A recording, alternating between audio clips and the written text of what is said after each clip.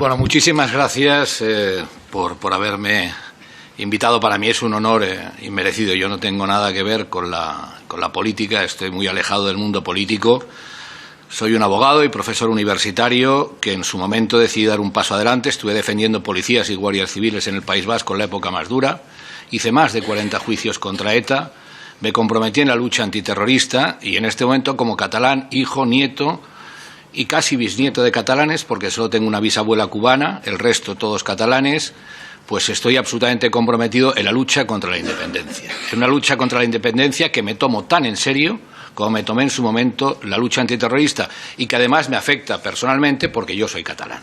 Bien, enlazo con las palabras que decía la compañera. La sociedad civil en Cataluña existe, claro que existe. Existe Sociedad Civil Catalana, existe Sacabat, existe la Asociación por el Bilingüismo, existe Barcelona con la selección, un grupo de chavales que quieren que la selección juegue en Barcelona. Existen muchas entidades. ¿Cuál es el problema? Que estamos solos, que España nos ha abandonado. La Sociedad Civil Catalana existe, pelea y estamos solos, muy solos en la lucha.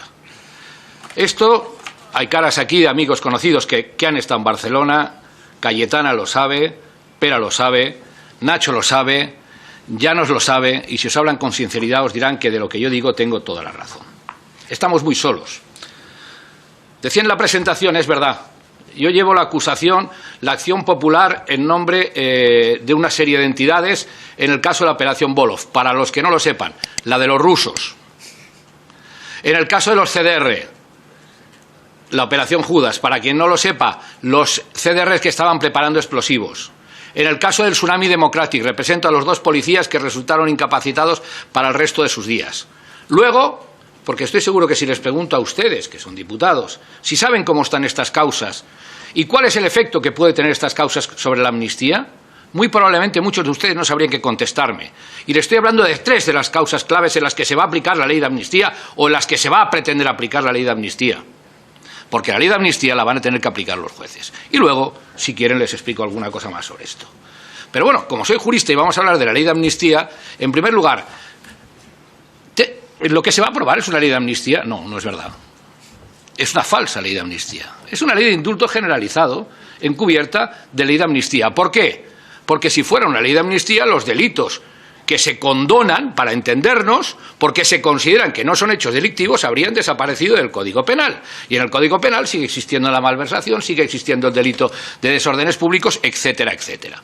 La amnistía procede cuando el paradigma y las bases esenciales de un ordenamiento jurídico va a cambiar en función de un cambio social o político determinado.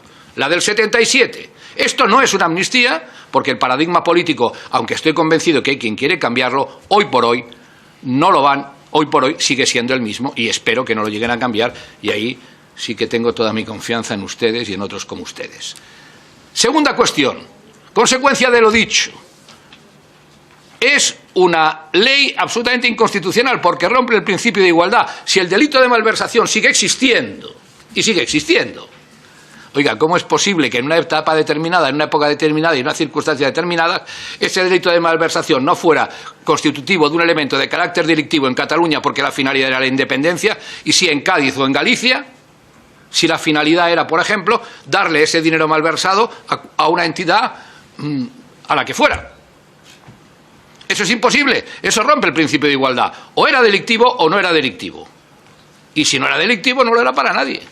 Y si era delictivo, porque sigue estando en el Código Penal, no cabe la posibilidad de aplicar una ley que considere no delictivo un hecho que sigue vigente en el Código Penal. Rompe en consecuencia el principio de igualdad, rompe el principio de seguridad jurídica.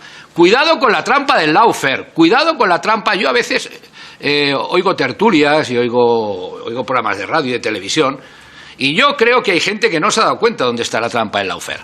¿El lawfare qué quiere decir? El lawfare es una definición que dio un general asesor americano, Charles Dunlap, que dijo que consiste en la utilización de los medios judiciales, o de la utilización de las leyes, es una derivación del warfare, la utilización de las leyes para conseguir aquello que de otra manera solo se hubiera podido conseguir a través de una fuerza militar regular.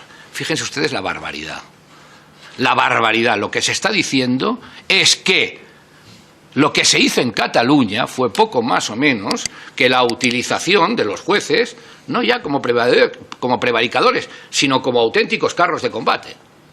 Porque la definición de lawfare proviene de la idea del warfare. ¿Y dónde está la trampa? La trampa está en la ley de amnistía, es verdad, no sale lawfare. Pero sí que salen los acuerdos que en las comisiones de investigación serán determinantes a la hora de aplicar las leyes. Y en la ley de amnistía, ¿qué aparece en la ley de amnistía? En la ley de amnistía aparece un artículo, el orden no es una de mis virtudes, aparece un artículo en el cual, si ustedes lo leen, habla de actos de carácter genérico conectados directa o indirectamente con el proceso independentista. Es decir, y por esta vía indirectamente llegamos a la conclusión de que cualquier persona que haya cometido cualquier tipo de delito en Cataluña por el hecho de ser independentista, automáticamente entra en aplicación la ley de amnistía. Con lo cual, oiga, a ver, ¿a usted por qué le persiguieron? Oiga, mire usted, es que yo le llamé idiota a mi primo hermano. Ya, pero es que mi primo hermano es constitucionalista y yo soy independentista. Y claro, estábamos discutiendo sobre política. Y como estábamos discutiendo, es una parodia, pero es una parodia real, no es una parodia que tiene una base de realidad. Oiga, estábamos discutiendo y como discutíamos de política, yo le dije, imbécil, te voy a pegar 2 leches, con lo cual ni hay amenazas, ni hay nada. ¿Por qué? Porque es un acto indirectamente conectado con el independentismo. Y por la vía de la interpretación de las comisiones parlamentarias, donde van a pretender que pase quien tenga que pasar, yo ya voy a hacer un pronóstico. Fíjese, se lo voy a decir una cosa. A mí me van a llamar a comisiones parlamentarias. A mí. Me juego lo que quieran. ¿Por qué? Buscarán cualquier cosa, pero como estoy tocando las narices en el Tsunami Democratic, estoy tocando las narices en los CDR y estoy tocando las narices en la Operación Judas, a mí me van a llamar. Y me voy a fumar un puro como de aquí a Pontevedra. Pero quiero decirles a ustedes que ahí está un poco el truco, el tema del truco del lawfare. Y finalmente, una última cuestión. Les llamo la atención sobre la exposición de motivos de la ley. ¿Ustedes han visto alguna exposición de motivos en las cuales que sea más larga que el propio contenido de la ley? La exposición de motivos es un ladrillo fascinante. Parece redactado por el señor ese que descubrió que el Quijote se hizo en castellano y que Santa Teresa no estaba en Ávila sino en Pedralbes. Porque hace un relato de por qué se produjo en Cataluña el problema catalán. Sobre eso habría mucho que hablar, del supuesto problema catalán y por qué se produjo y cuáles son las consecuencias, etcétera. Pero no, es que resulta que hay una sentencia del Tribunal Constitucional. Y entonces, a partir de ahí, el Estado y los constitucionalistas somos todos malos, malísimos, empezamos a reprimir gente, pasan una serie de cosas horrorosas, pero en el preámbulo no sale para nada ni la aprobación de las leyes de desconexión, ni la proclamación unilateral de independencia.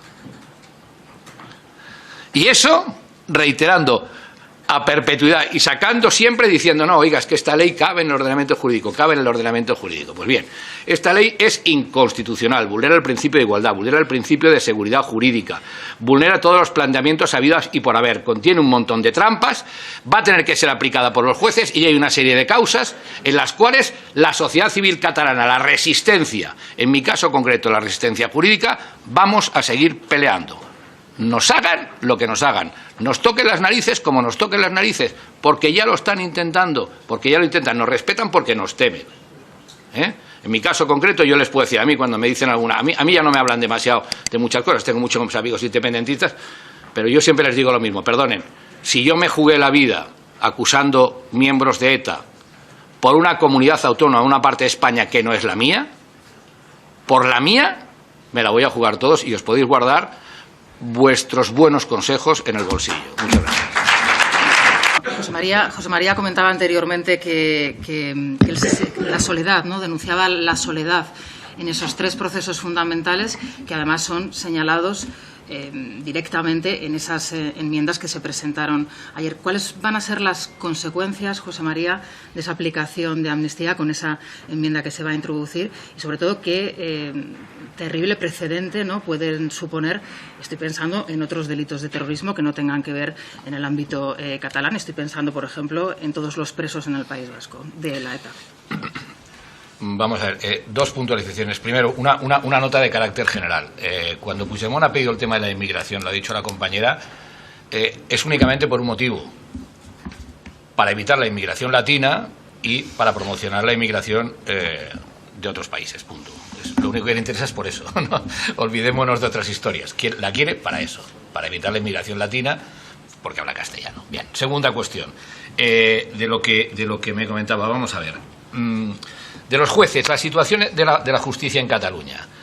La justicia es la obsesión y el principal elemento de venganza de Puigdemont. No olviden ustedes que Puigdemont actúa por venganza. Puigdemont quiere vengarse del Estado español, que le ha obligado a estar unos años en Waterloo comiendo mejillones con patatas fritas. Y Puigdemont se mueve esencialmente por un criterio que es de venganza, humillar al Estado español. ¿Cuáles son las barreras que tiene Puigdemont? La primera que tiene es la justicia, y la segunda, la presencia de cuerpos y fuerzas de seguridad en Cataluña. Situación de la justicia. Es verdad que para ellos es una obsesión. Y voy a poner un ejemplo, además, de uno de los casos que van a ser determinantes en la aplicación de la amnistía. Recorrido del caso de la operación Volov, el de los rusos. Saltan los medios de comunicación que con intervenciones judiciales se han obtenido una serie de datos. El primer día es bastante ambiguo. Inmediatamente aparecen en todos los medios de comunicación controlados por ellos una campaña absolutamente brutal contra el juez y contra los funcionarios de la Guardia Civil en concreto que habían llevado esa investigación para tratar de desprestigiarla. ¿Por qué? Porque saben la que se les venía encima, porque sabían que tienen intervenido y que iba a salir lo que después ha salido por todas partes del tema de los rusos y del tema de la financiación y todo esto. Bien, esa es la campaña que ellos organizan. Automáticamente, ¿qué hacemos?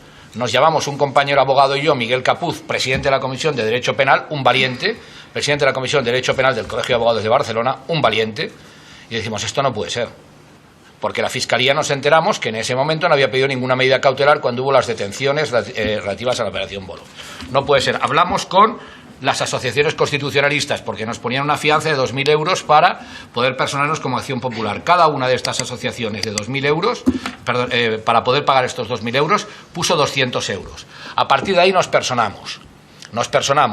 El primer fin de semana tuvimos que contestar a 14 recursos hechos por excelentes abogados, porque los independentistas disponen de muy buenos medios y disponen de muy buenos abogados. Y no siempre cogen abogados independentistas, sino que a veces cogen abogados que no piensan como ellos, pero que son muy buenos. Mi despacho y el despacho de Miguel Capuz estuvimos trabajando viernes por la tarde, sábado y domingo, durmiendo 4 horas para poder contestar a los 14 recursos. Ganamos los 14 recursos en la audiencia provincial. Desde entonces, todos los gastos de fotocopias, de fosforitos, de papeles, de hojas, de leerlo, los hemos tenido que cubrir desde nuestro bolsillo, Miguel Capuz y yo, porque estas asociaciones son pobres, no tienen dinero. Lo pagamos nosotros de nuestro bolsillo. Volumen de esta causa, 5.900 folios, más piezas separadas de las que no hemos podido comparecer por falta de recursos, más la posibilidad de que ellos han podido realizar pruebas periciales que no hemos podido contrarrestar, hemos tenido que pedir a través de cuerpos y fuerzas de seguridad porque no tenemos recursos para pagar peritos. Esta va a ser una de las causas claves en las que se va a dilucidar la amnistía. Proporción de medios entre los indepes y nosotros, 1.000-0. ¿Quieren que les cuente otra? Tsunami Democratic. Nosotros teníamos contacto con 2 funcionarios de policía que quedaron incapacitados para su trabajo como consecuencia de eso. Cuando da el paso a la Audiencia Nacional e incluye el tema de terrorismo, decimos, hombre, podemos meternos en el tema de terrorismo, ¿por qué? Porque de esta manera les conseguimos para ellos la condición de víctimas del terrorismo. Y eso tiene un efecto demoledor para los independentistas. Y me lo han dicho. No es que me invente nada, me lo han dicho. Menuda faena nos hiciste. Ellos me dijeron otra cosa que empieza por C, porque tengo muy buenos amigos abogados independentistas y muy buenos abogados. ¿Por qué? Porque no es lo mismo un delito de terrorismo de cara a Europa sin víctima que con víctimas. Y si las víctimas han quedado incapacitadas para el trabajo, eso es muy importante. Pero ¿cuál es el problema que tenemos? Bueno, los viajes que he tenido que hacer a Madrid para llevar esta causa adelante, ¿qué le voy a pedir el dinero? ¿A estos 2 pobres policías? Pues no, señor, me los he pagado yo de mi bolsillo. Tercera causa de los CDR, la más clara de terrorismo, donde tienen el verdadero problema con el terrorismo. En la del tsunami vamos a pelearlo, pero los CDR lo tienen absolutamente todo. Asociación Catalana de Víctimas de Organizaciones Terroristas. Se persona Acción Popular. Tenemos que ser catalanes los que acusemos a los catalanes terroristas. La CUOT, ¿qué sucede? La CUOT es una asociación que no tiene recursos, primero, no tiene recursos estatales porque es una sociedad autonómica. No tiene recursos autonómicos porque un día nos llamaron, yo estuve en esa reunión de la Generalitat y nos dijeron, oiga, aquí tienen ustedes el papel para que se suben al procés. Nosotros al procés, ¿pero qué dice usted? Pues muy bien, se acabaron las subvenciones. Se perdió la sede, no tenemos ninguna sede, la sede es mi despacho profesional y la documentación está en un trastero que se paga de nuestro bolsillo. Todas las personaciones de los CDR y todo el trabajo hecho en los CDR, otra causa de más de 5.000 folios, la del tsunami sube 7.000 y pico, la hemos tenido que sufragar nosotros. No tenemos medios, no tenemos recursos, estamos solos. Estamos solos, aguantando, y yo hablo, lo he dicho al principio, si me impliqué en la lucha antiterrorista contra ETA, afortunadamente esto, mis hijos siguen comiendo. Pero es una pena que no podamos nosotros hacer una pericial y que ellos tengan recursos extraordinarios para defenderse. Y en consecuencia, cuando se vayan a aplicar estas leyes, cuando se vaya a aplicar la ley de amnistía a estos procedimientos, vamos a estar en unas condiciones de inferioridad absoluta. Y esto España lo sabe, porque lo hemos denunciado. Y no hay nadie que haya dado el paso adelante para ayudarnos. Es decir, que cada uno, que cada español viene en su conciencia. Yo publiqué un artículo hace poco, voy a publicar otro dentro de poco también, en el que mantengo lo siguiente. No van a conseguir la independencia porque por encima de nosotros y no van a poder con nosotros. Pero si algún día la consiguen, va a ser gracias a la complicidad de algunos españoles y a la pasividad de la mayoría. Bueno, y dos cuestiones